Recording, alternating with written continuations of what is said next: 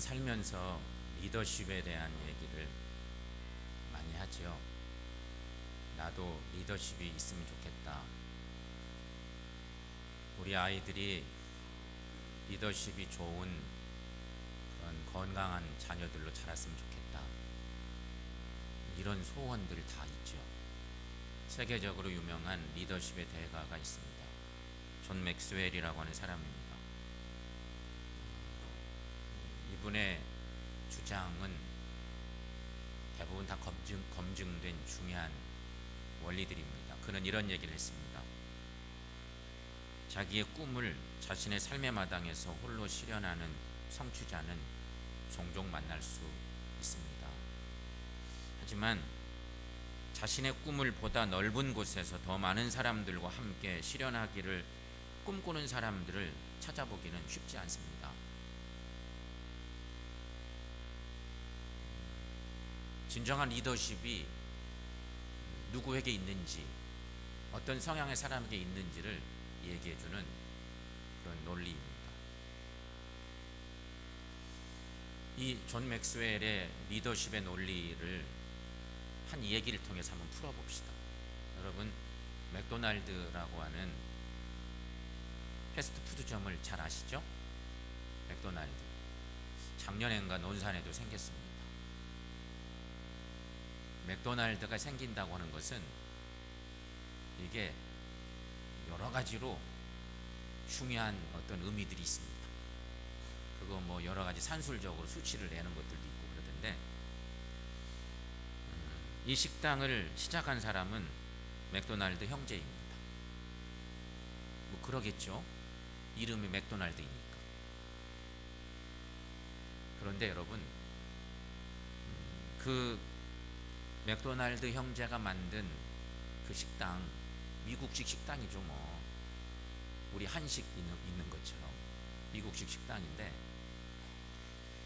레이 클록이라고 하는 사람이 이 식당에 밀크쉐이크 제조기를 팔러 간 사람이었습니다. 레이 클록은 쉐이크 제조기를 한 번에 8대나 사용하는 가게가 궁금했습니다. 도대체 무슨 가게길래 밀크쉐이크를 제조하는 기계를 8대나 동시에 돌리고 있을까 궁금해서 어떤 가게인가 확인하고 싶어서 찾아갔습니다. 그런데 레이 클록은 여기서 햄버거를 주문하면 단 15초 만에 먹거리가 나오는 것을 보고 그 스피드에 놀랍니다.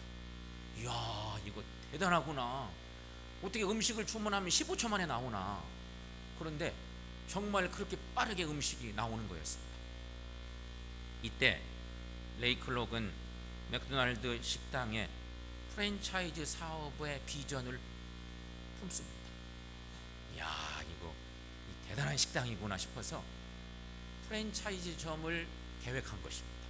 레이 클록이. 반면에 맥도날드 형제는 사업 확장의 꿈이 없습니다. 이거 안 하면 잘하면 된다는 생각이 있습니다. 더군다나 맥도날드 형제는 여행 다니는 것도 싫어했답니다. 그들의 성격이죠. 이 사업장만 잘하면 되지 뭐. 세계가 어떤지 별로 관심조차 없었습니다. 그저 자신들의 이름을 쓰는 대가로 로열티를 제공받으면 좋겠습니다. 그래서 레이 클록과 계약을 하는 것입니다. 레이 클록은 맥도날드 프랜차이즈점을 계획하고 세계 여러 곳에 프랜차이즈가 성공을 거둘 수 있도록 체인점에 필요한 모든 서비스를 제공하는 전략들을 세웁니다. 그러니까 그렇게 만들어진 맥도날드가 작년쯤 논산에도 하나 생긴 거예요. 지방의 작은 소도시다 보니까 그렇게 생긴 거죠. 뭐 상당히 늦게 생긴 거지만 그것도 대단한 일이에요.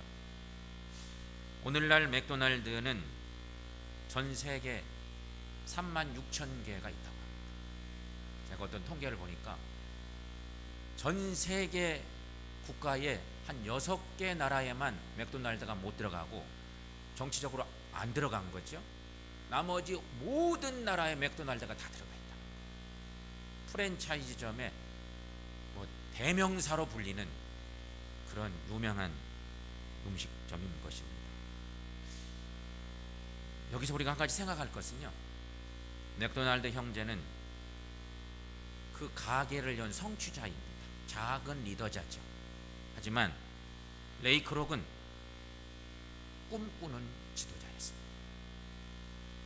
뭐 그 가게가 전부 다 막 자기가 다 운영하는 거 아니잖아요. 전 세계 36,000개의 매장에 많은 사람들이 거기서 일하고 최고의 음식을 제공하고 서비스를 제공하고 건강한 먹거리를 먹게 하고 뭐 여러 가지 어떤 이런 것 36,000개가 운영되고 있다고 하는 거죠. 그래서 그는 존 맥스웰의 주장에 의하면 정말 많은 사람과 나 아닌 다른 사람들과 더불어서 함께 꿈꾸는 좋은 지도자라고 할 수 있다는 것입니다. 오늘 본문의 주인공은 모세입니다. 모세는 좋은 지도자였습니다. 한마디로 말하면 모세는 신앙적으로 보면 영적으로 좋은 꿈을 꿈꾸는 지도자였습니다. 그가 애굽을 떠나기로 한 것은 자기 자신을 위해서가 아니라 이스라엘 공동체의 유익을 위함이었습니다. 여기서부터 모세의 지도력은 남다릅니다. 진짜 훌륭한 지도자의 소양을 갖고 있는 것이죠. 모세는 여호와 하나님을 신뢰했습니다. 하나님의 말씀이면 100% 믿는 믿음이 그에게 있었습니다. 그래서 모세는 그 신뢰함을 가지고 이스라엘 백성들에게 찾아가서 노예로 혹사당하던 애굽 땅에서 떠나자고 설득합니다. 성경의 말씀에 그런 자세한 얘기는 기록되어 있지 않지만 모세는 그런 열정을 가지고 백성들을 설득해냈을 것입니다. 하나님이 함께 하시면 능치 못함이 없으니 하나님의 약속을 믿고 지긋지긋한 이 노예살이 청산하고 떠납시다. 함께 갑시다. 그렇게 모세가 설득하는 과정이 있죠. 오늘 본문은 애굽을 떠나는 과정에서 지도자 모세와 이스라엘 백성들이 보여준 믿음의 모습을 소개하고 있습니다. 오늘 히브리서에 나온 말씀의 과정 속에 있어서 좀 말씀이 끝나지도 않은 듯 그런 말씀이지만 이 본문은 분명히 그것을 얘기합니다. 그렇다면 여러분, 출애굽 사건에서 배우게 되는 모세와 이스라엘 민족의 믿음은 어떤 믿음일까? 오늘 이 본문의 말씀에 의지해서 우리는 한 두 가지만 생각해 보려고 합니다. 하나는 믿음이란 애굽을 온전히 떠나는 일이다 하는 것입니다. 여기서 우리가 좀 생각할 것이 있습니다. 지금 이스라엘 백성들에게 정치적으로 또 육체적으로 애굽 생활이 너무 힘듭니다. 빠져나올 수 없는 수렁 같은 곳입니다. 지금 어찌하다 보니 체제가 그렇게 되어 있습니다. 그것을 우리가 생각해야 됩니다. 그래서 애굽을 떠난다는 것은 과연 어떤 의미일까? 그것은 자유와 새로운 삶을 의미합니다. 그것도 이스라엘 백성 전체의 자유와 전체의 구원을 의미하는 것입니다. 모세는 바로왕 앞에 나아갑니다. 하나님의 명령을 붙들고 이제 주저주저 하다가 여러 가지 하나님 또 확신도 보여주셨고 함께 하심의 약속을 보여주셨으니까 그 약속을 믿고 바로에게 나갔습니다. 그리고 말합니다. 내 백성으로 가게 하라. 이게 하나님의 명령이었습니다. 바로 앞에 나가서 내 백성 이스라엘로 나가게 하라. 애굽을 떠나게 하라고 그렇게 선포합니다. 이때부터 모세와 아론의 흥미진진한 대결이 진행됩니다. 갈등이 생긴 것입니다. 바로는 더 이상 이스라엘 백성을 애굽에 붙들어 둘 수 없다는 판단을 내립니다. 이거 너무 강력하니까 계속 붙들어 놓을 수가 없겠다 싶어서 이제 허락을 하는 건데, 성경 말씀에 출애굽기 말씀으로 가보시면 바로는 단계별로 전략을 구사하기 시작합니다. 이게 상당한 협상가입니다. 황제이기 때문에 그럴 만하지 않겠어요? 그 황제와 모세가 싸우는 거예요. 이런 바로의 전략, 단계적으로 허락하는 바로의 전략, 이 바로의 전략은 하나님의 백성들의 온전한 자유를 방해하는 사탄의 전형적인 작전과 비슷합니다. 우리가 그것을 생각해 볼 수 있습니다. 바로의 모습은 우리가 사탄의 모습을 담고 있다고 볼 수 있다는 것이죠. 먼저 출애굽기 8장 25절 말씀에 가보면 이렇게 말합니다. 바로가 모세와 아론을 불러 이르되 너희는 가서 이 땅에서 너희 하나님께 제사를 드리라. 내 백성을 보내라. 이렇게 모세가 막 하나님 말씀대로 선포했더니 짬짬거리면서 허락을 했는데 이렇게 허락을 한 거예요. 8장 25절의 말씀처럼.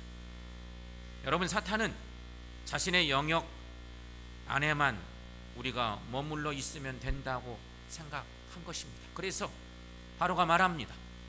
가기는 하되 이 땅을 벗어나지 말라는 말입니다. 이 출애굽 아니죠 뭐. 근데 가긴 가는데 이 땅을 벗어나지 말고 그 일을 하라는 것이에요. 첫 번째 얘기입니다. 모세가 불가하다고 얘기합니다. 그거 안 된다고.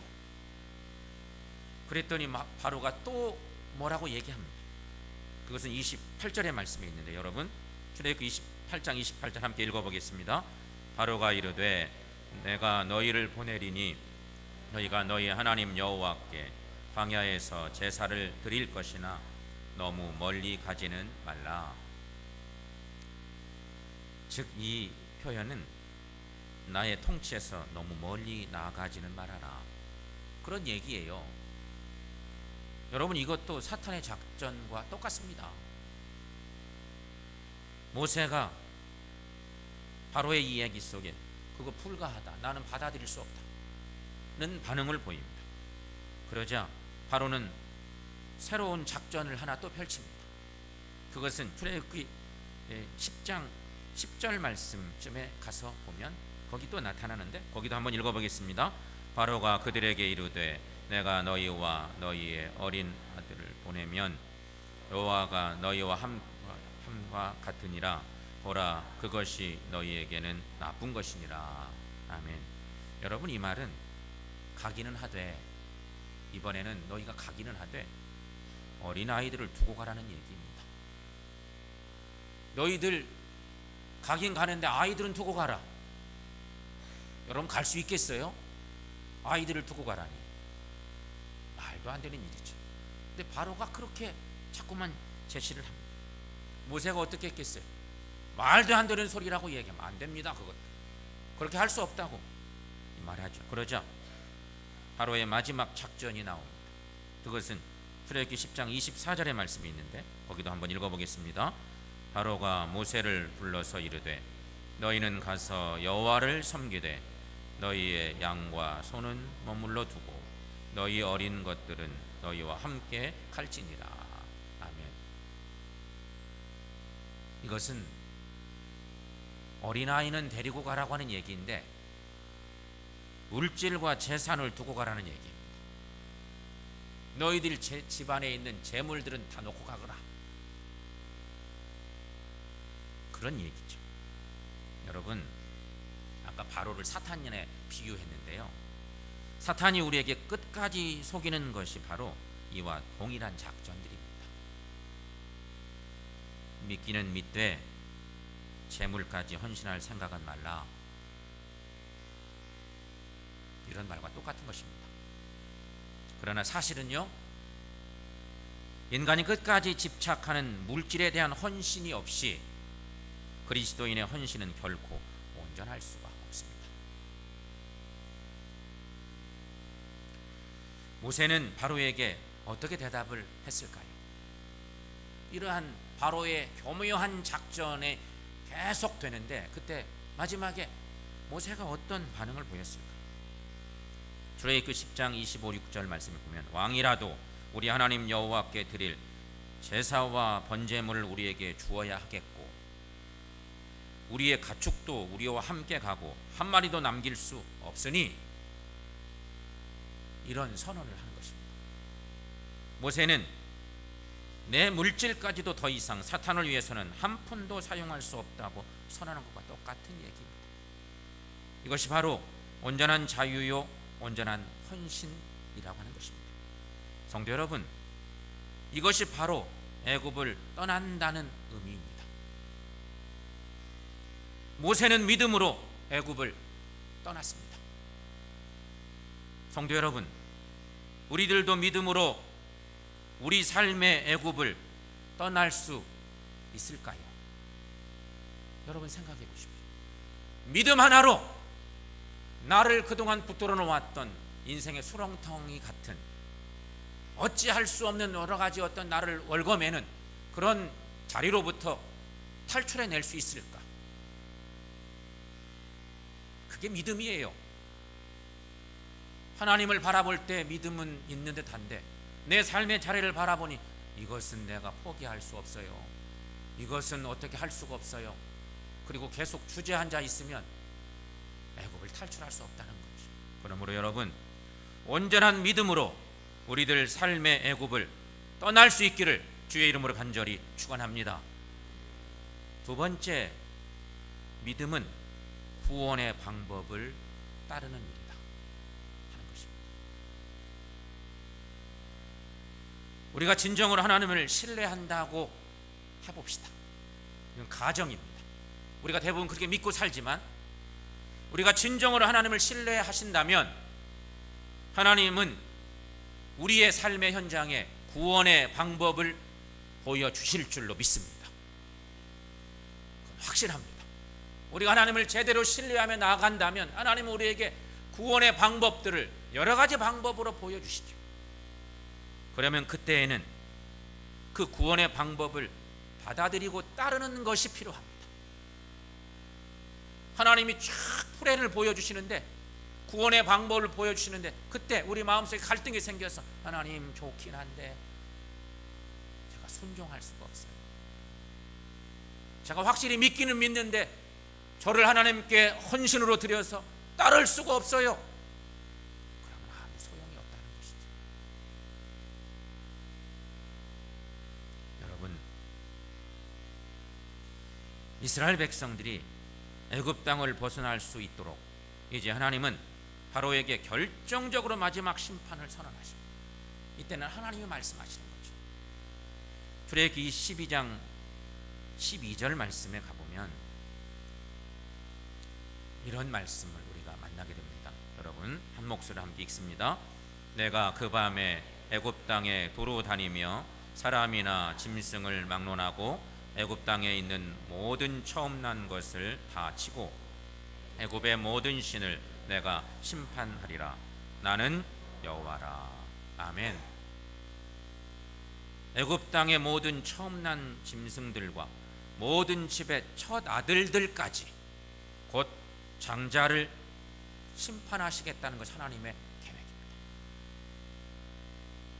이 하나님의 계획은 바로의 아들에 대한 심판도 포함되어 있습니다. 애굽 땅에 처음 난 생명들, 짐승의 새끼도 사람에게서 태어난 첫 아들들도 다 치시겠다는 것이 하나님의 계획이었습니다. 그런데 하나님은 이 심판 가운데서 이스라엘 집안의 장자들을 보호하고 구원하기 위한 방법을 주십니다. 바로 그 방법은 속죄양을 잡아 그 피를 문 임방과 좌우 문설주에 뿌리라는 명령이었습니다. 이렇게 하면 심판의 천사가 그 집을 넘어가리라고 약속하십니다. 그리고 이 사건을 유월절로 기억하라고 하셨습니다.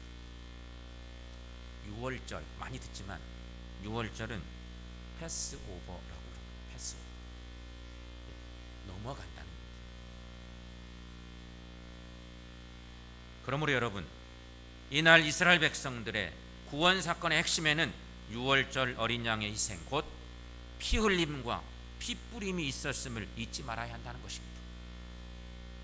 우리는 신앙생활하면서 주님의 피 흘림으로 구원받았다는 고백은 많이 합니다. 그 구원의 은혜에 감사합니다. 그렇죠?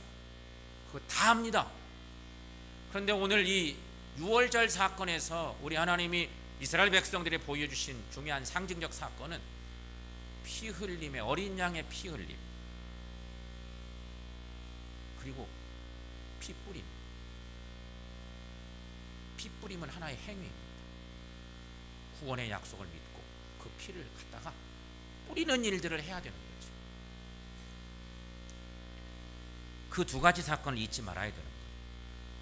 훗날의 바울 사도는 이 유월절 양이 오늘의 성도들에게는 바로 십자가에 돌아가신 예수 그리스도라고 칭언합니다. 우리는 이미 신앙적으로 다 알아요. 이 어린 양의 피 흘림과 피 뿌림의 사건이 뭘 의미하는지를 알아. 구약의 사건으로는 끝나지 않지만 바울이 그것을 알려줘요. 고린도전서 5장 7절 말씀에 여러분 함께 읽어보겠습니다. 너희는 누룩 없는 자인데 새 덩어리가 되기 위하여 묵은 누룩을 내버리라. 우리의 유월절 양 곧 그리스도께서 희생되셨느니라. 아멘. 그렇습니다. 예수께서 우리의 죄를 대신 짊어지시고 속죄양이 되시사 우리가 받을 심판을 대신 감당하셨습니다. 예수님의 십자가의 죽으심, 곧 그 피 흘리심은 우리의 속죄의 근거가 되셨습니다. 그래서 히브리 기자는 말합니다. 히브리서 9장 22절 말씀에서 피 흘림이 없은즉 사함도 없느니라. 그렇게 말씀하셨습니다. 그러나 여러분, 오늘 본문에서 우리가 붙들어야 될 중요한 것은 이것입니다. 오늘 본문으로 돌아와 보면 오늘 본문은 피 흘림보다는 피 뿌림을 더 강조합니다. 피 흘림이 속죄의 근거라고 한다면 피 뿌림은 속죄의 적용입니다. 우리가 이 대목을 좀 관심 있게 묵상해 볼 필요가 있습니다. 우리는 신앙생활 하면서 예수 그리스도의 피 공로로 구원받았다고 우리는 자신 있게 고백하죠. 그건 맞습니다. 그런데 그걸로 끝납니다. 대부분 우리의 신앙생활. 피 뿌림, 속죄의 적용, 이 부분에 대한 우리의 삶의 모습 근거들이 희미합니다. 첫 유월절에 하나님의 명을 따라 어린 양이 피 흘리고 죽었습니다. 하나님은 거기서 멈추지 않고 그 피를 개개인의 집집마다 문 임방과 문설주에 뿌려야 한다고 말씀하셨습니다. 이건 가정인데 여러분, 생각해 보세요. 이 사건이 오늘 우리에게 명령으로, 주님의 명령으로 떨어졌어요. 오늘날 출애굽 사건 그때가 아니고 오늘 21세기에 어린 양을 잡아서 피가 흘려진 피 흘림의 사건이 있었는데 그 피를 받아서 너희 집 문 임방과 문설주에 다 뿌려라. 우리가 순종할 수 있을까요? 어때요? 에이, 그게 뭔 소리입니까? 그거 굳이 해야 됩니까? 안 해도 괜찮죠. 어린 양의 피로 죄사함 받았는데 뭐 그 피를 갖다 또 뿌리라고까지 합니까? 그러고 그냥 주저앉고 안 하고 핑계대고 말 우리들도 상당히 있을 법합니다. 베드로는 베드로전서 1장 2절에서 성도들을 가리켜 이렇게 말했습니다. 예수 그리스도의 피 뿌림을 얻기 위하여 택하심을 받은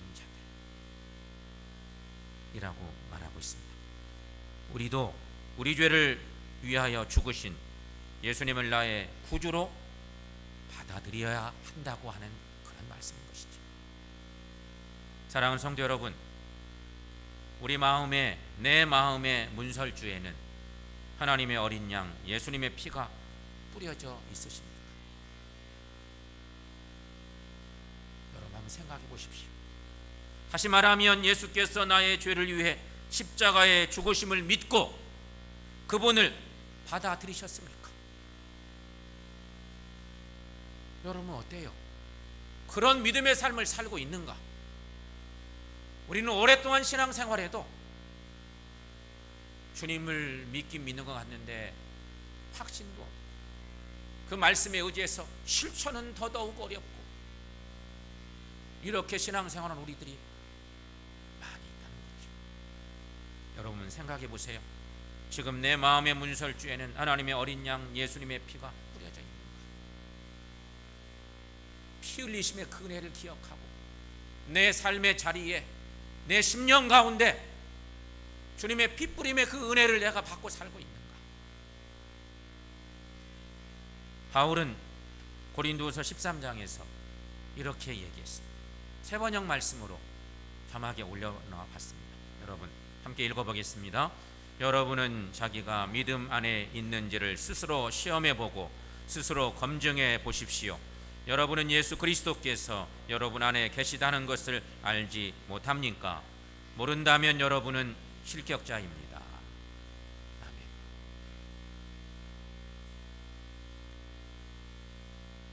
사랑하는 성도 여러분, 저는 목사로 살면서 교회를 목회하면서 교회를 섬기는 자로 살면서 제일 두려운 일이 하나 있다면 교인들이 교회에는 열심히 나오시는데 마지막에 구원받지 못하는 일입니다. 목사로 목양을 하면서 가장 두려운 일 중에 하나가 그 모습입니다. 교회는 잘 나오시는데 온전한 구원을 받지 못하면 어떻게 할까? 우리가 나이가 들어가면 갈수록 아니에요. 주님의 부름을 받는 것은 순서가 없기 때문에 구원받고 하나님의 자녀가 되는 순간 어떤 구원의 은혜의 자리에 이르게 될지 주님이 어느 날 갑자기 나를 불러 가셔도 그때 하나님 앞에서 온전히 하나님을 예배하고 주님 높이는 신실한 믿음의 사람으로 주님 앞에 고백하고 나가야 되는데 그럴 수 있을지, 그것이 제게는 좀 두려운 일이기도 합니다. 여러분, 지금 바로 자신의 믿음의 근거와 정체를 다시 한번 확인해 보십시오. 진실로 하나님의 구원의 방법을 받아들이셨습니까? 아직도 자신의 행함이나 자신의 철학이나 인간적 구원의 방법을 고집하고 있지는 않으십니까? 십자가를 진정으로 받아들이셨습니까? 십자가에서 당신의 죄를 짊어지시고 죽으시고 부활하신 예수 그리스도를 구세주와 주님으로 영접하고 계십니까? 참된 믿음이 뭘까? 우리가 늘 묵상합니다. 근데 감사하게도 참된 믿음에 대한 메시지를 성경은 정말 자세하게 전해주는데 그것을 내 것 삼기가 매우 어렵다고 하는 것이 우리의 한계이기도 한 것입니다. 너무도 생생한 믿음의 선배들의 이야기가 있는데 그것을 내 것 삼기는 두려워요. 안 했으면 좋겠어요. 적당히 신앙생활 했으면 좋겠어요. 그런데 여러분, 참 믿음은 하나님의 구원의 방법을 받아들이는 일입니다. 여러분 믿습니까? 그게 진짜 믿음이에요. 모세는 하나님이 가르치신 대로 자신이 믿고 이스라엘 백성들에게 그대로 전합니다. 하나님의 명령이 떨어졌는데 확실히 믿고 백성들에 가서 얘기하는 거예요. 하나님의 명령이니까 우리가 함께 출애굽을 준비합시다. 하나님 말씀에 순종하고 합시다. 권면했습니다. 그래서 이스라엘 공동체가 구원을 받고 출애굽의 기적을 체험할 수 있었습니다. 이런 모세의 믿음이 우리의 믿음이 되었습니까? 출애굽의 기적을 경험한 이스라엘의 믿음이 우리의 믿음이 되었습니까? 무슨 방법으로도 죄사함을 받을 수 없었던 우리가 오직 예수님의 피로 죄사함을 받는 간증과 찬양이 있는 삶을 살아가고 있으십니까?